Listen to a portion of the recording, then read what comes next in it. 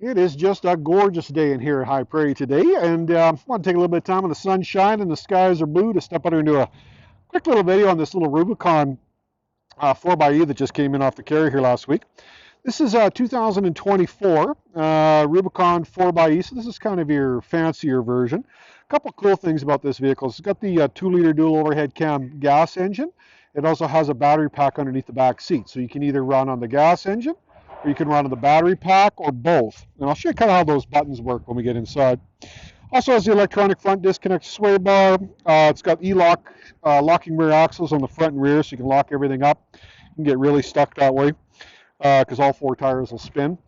Adaptive cruise control with stop. It's got the, so basically it'll actually come to a complete stop when you're following somebody with the cruise control on, which is kind of neat.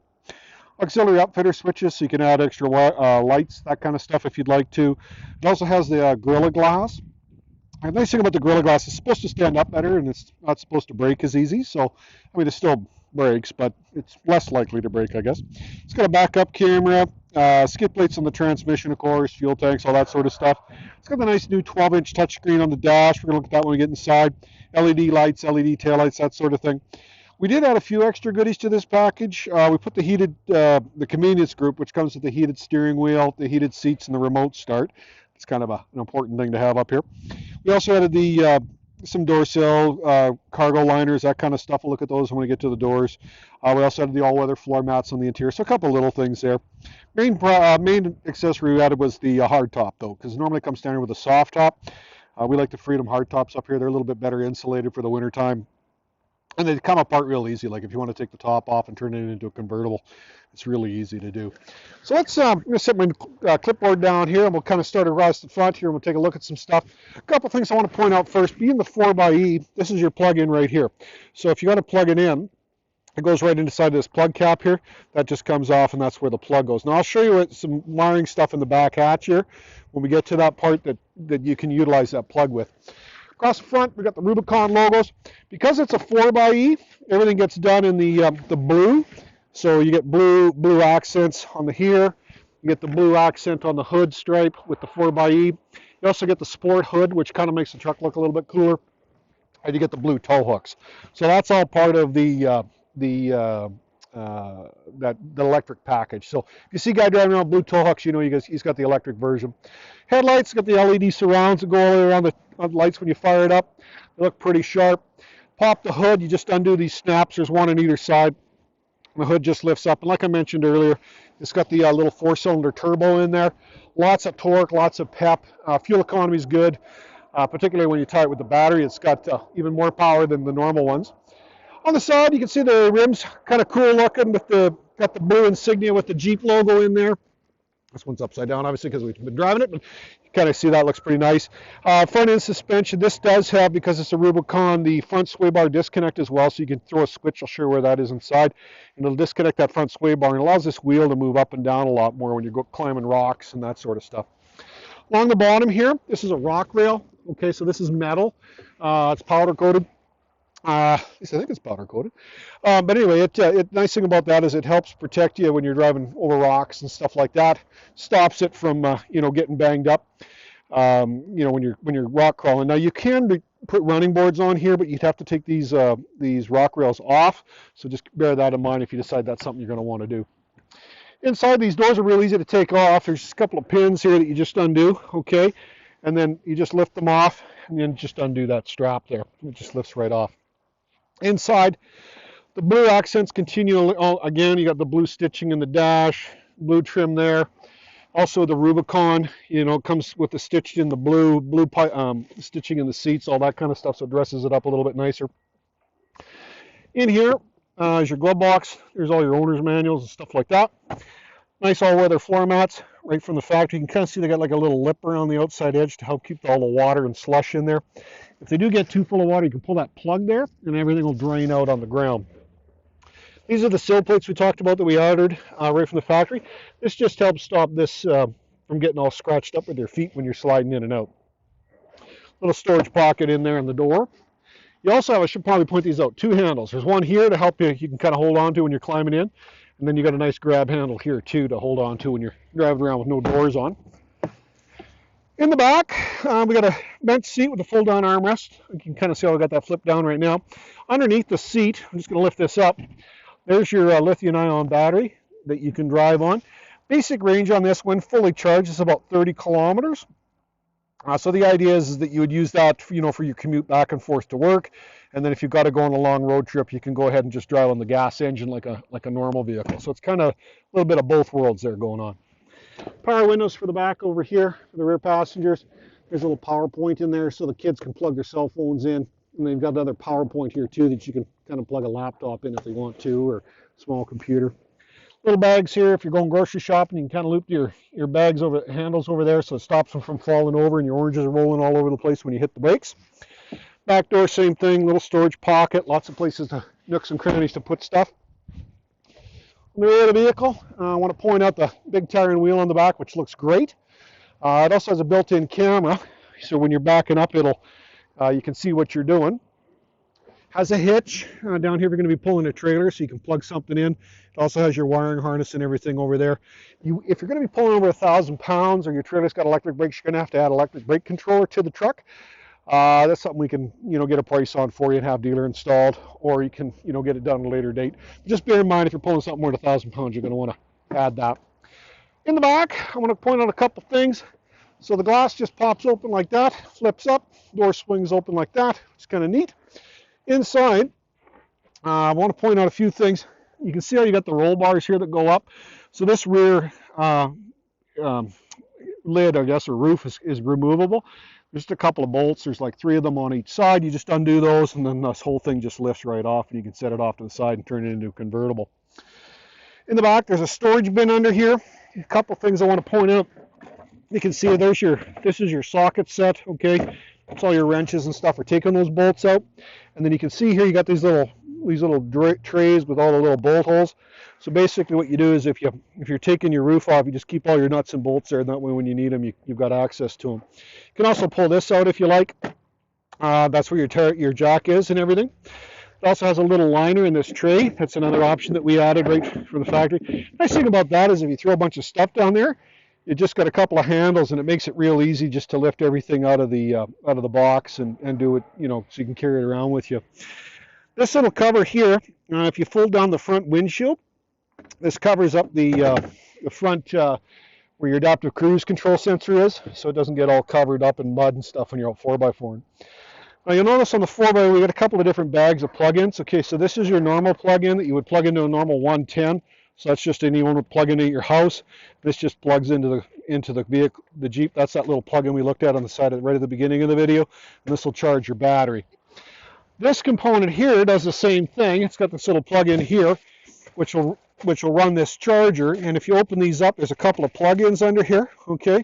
So what you do is you plug this in, you turn it on, and then you can plug things into this and use that like a power. So it'll drain the battery underneath the seat, but you can use it to run things like if you're out camping or whatever, you can kind of use that to power some of the stuff around if you want to run some lights around the campfire, that kind of stuff. This bag here, inside here there's a vinyl bag. What it does is when you take your T-roof off the front, you would slide the roof panels into there, and then what it would do is just protect them so they don't get all scratched up. So that's kind of just the different plugs we wanted to kind of go over here with you. Just going to close the rear glass now, and we'll move down to the side. You'll notice it's got nice fender flares on these. These are all plastic, okay? So if you do wreck them, if you're out 4x4 and you rub against something and you put a big ding in them or scuff in them, they're easy to replace. They just come off and you can bolt new ones on. Don't need to go to a body shop. On this side, this seat flips up as well, or flips over as well, I should say. So there's the rest of the battery.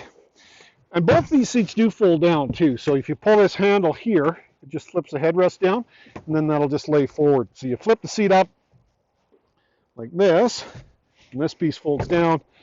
Now you got a nice more level, I guess, field there where you can kind of lay your stuff in there. If you got something a little bit longer you need to carry, that just flips back up, and away you go. Okay, let's go to the front. A couple more things.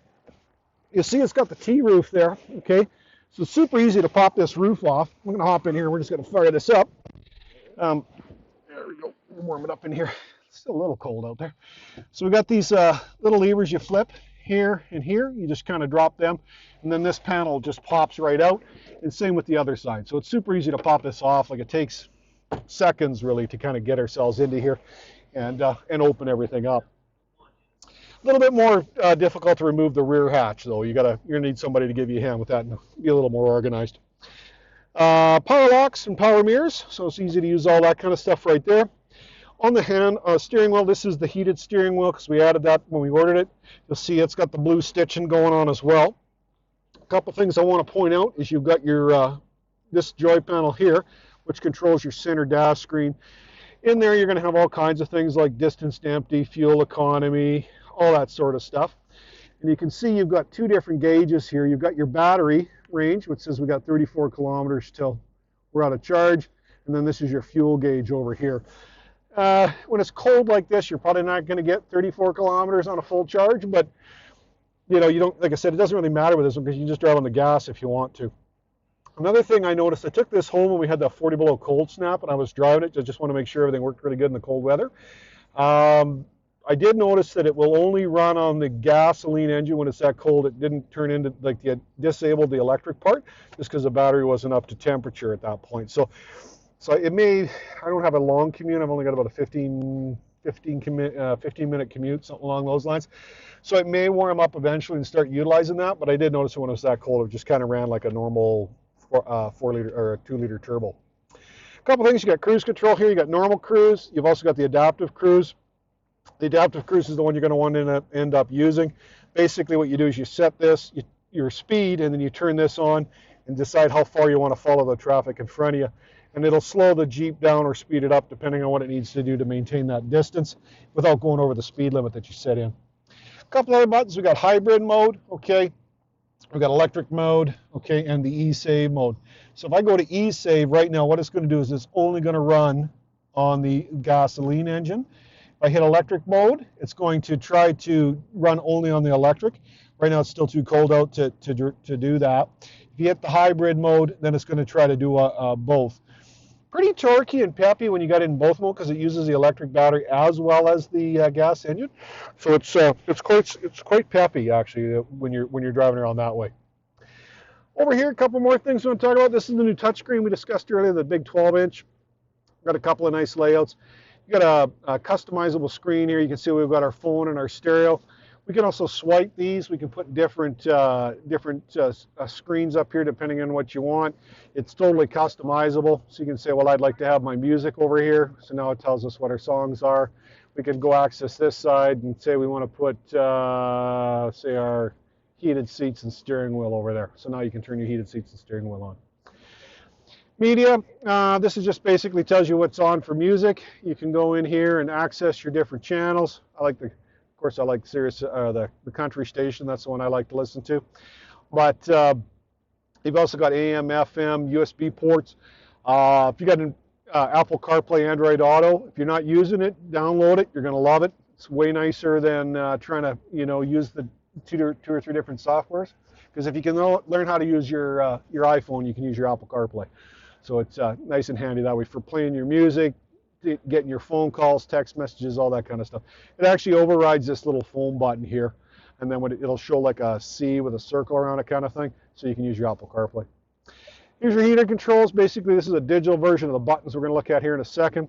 So you got your temperature controls. You can sync your temperatures up if you want for driver and passenger, and where you'd like the air to blow.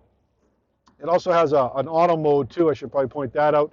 What you do in auto mode is you just set the temperature where you'd like it to be. So I'm going to say I'd like it to stay at around 21 degrees. And what it'll do is it'll just maintain the interior of the vehicle at 21 degrees Celsius.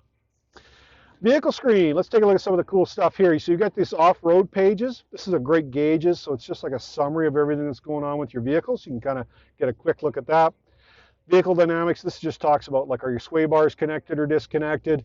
This is like when you're driving off-road. And they've also got a nice pitch and roll screen. So it'll tell you how steep of a hill you're climbing on, that sort of stuff. So it's kind of cool to access all that. Let's see, one more thing. I want to go back to the main page. There's also the e-hybrid. So this is for anything to do with your electric power mode, how much you've used for power, that sort of stuff on the battery. So it kind of gives you an idea what's going on there if you want to really get into, using your battery so you're not having to burn any gasoline. Controls, you can access your backup camera. You can do it this way, or you can just put it in reverse if you like, and it'll automatically come on. And then settings, this is where you program the Jeep itself. So you decide all kinds of stuff, like what language you want to use, how long you want your headlights to stay on when you shut off, all that kind of stuff.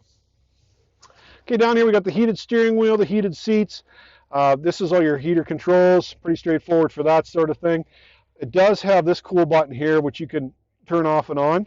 When it's engaged, what that's going to do is it's going to do your max regen. So if you take your foot off the gas, it's going to turn the electric motors on in the wheels and use that to help recharge the battery for you. So you'll get a little bit more range out of it. Got an off-road cruise control. You basically turn that on. You can set the cruise control like at 4 low. It goes like 2 miles an hour. So if you're crawling down some back trails and stuff, makes it a little funner, more fun to drive. Power windows. Got a little power point here for the front driver to charge their cell phones. I do want to go over these buttons because these are kind of Rubicon stuff down here. So you'll see it's got the front and rear disconnect on the diff. So if we click that forward, what it's going to do is it's going to lock the front diff and the rear diff together. Or I can push that button down, just flick that lever down like that, and it'll lock the rear differential together. Nice thing about doing that is if all the wheels are spinning at the same speed, it's just going to be a lot better when you're driving off-road. You'll also see it's got an off-road button and the sway bar button. If you hit the off-road button, what it does is it changes the software shift points and stuff.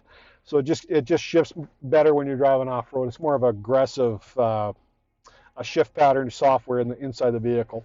Sway bar disconnect, you hit that button, it'll disconnect that front sway bar, and that allows our front wheels to really articulate when we're driving through big potholes and over stumps and that sort of thing. Auxiliary outputs, 1, 2, 3, 4. What these are is if you looked under the hood, there's going to be a wiring plug there where you can actually plug your headlight, or say you want to add extra lights, you can just plug them in right there, and then when you hit that switch, that's how you turn them off and on. So you don't have to drill any holes in the firewall and add switches or anything, you can just use those. So that's what those are all about. Four-wheel drive, I do want to point this out, this has auto mode. So in 4-high auto, what's great about that is the vehicle will decide if it needs to be in 4-wheel drive or not when you're driving down the road. So it gives you a little bit better fuel economy. The nice thing about being in that mode is this is what you're going to want to use when the pavement's kind of sloppy but kind of dry. You can use that 4-wheel drive. Whereas if you're in 4-high, it's a little bit harder on the vehicle because all the wheels are going to bind up in that torque's going to build up inside the transfer case and the drive line. So 4x4 auto is what you're going to want to use if you're driving on asphalt. Then you can go to 4-high part-time, and 4-low if you're driving like off-road on gravel and mud and that kind of stuff. A couple little cup holders here for some storage, little place to sit your cell phone. Here's the key fob, lock, unlock. It's got the remote start in there. You can press that button, this little blade key clicks out. You can use that to lock your glove box, and you can also use it to lock this glove box here on this armrest. The idea being is if you got the roof off, you're swinging by somewhere, you're going to pop in and grab a bite to eat somewhere, and you haven't got anything on there and you want to lock up what's ever inside your vehicle, you can go ahead and lock these lids and hopefully nobody accesses it and tries to steal anything. Inside there, got a little bit of a tray in there for some more extra goodies and stuff like that. You can toss some things in there. Overhead, I do want to point out these buttons here, this assist button and the SOS button. Basically what those are, that's Sirius XM Guardian as well as the SOS. Like if your airbag's deploy and you need help, like you need the RCMP to help you out, so you're in an accident and you're hurt, you can hit that button and it'll call the cops for you. And the assist button, what it does is that gives you like an app on your phone, and you can use your phone to start your vehicle. You can use it to lock your doors, that kind of stuff. I think you get 3 months free, I think it is, and then after that it's subscription based. I want to say it's $20 a month. I could be wrong on that. I think there's different packages that you can buy, and they kind of range depending on what you get. But I definitely recommend that everybody at least download it and then try it out and see if you like it or not. So, okay, I kind of talked as fast as I could, maybe went a little quick, but if you're looking to get yourself into a Jeep, this is the future. Electric cars, they say, is what's going to replace the gasoline engine. This is kind of a step, gradual step into it. I've been quite pleased with it. I was really pleased the way it started in that cold snap that we just had when it was -40. And I think, you know, if you're living in town, you don't have a big long commute, I think a person might be able to save themselves a little bit of money as well if they can plug this in at work or plug it in at home and then just, you know, use the gas engine when you need to go on a longer road trip. So we'd invite you to come down, try it out for yourself. We think it's a pretty impressive little car, and we'll send you home in a new Jeep. We hope to see you soon.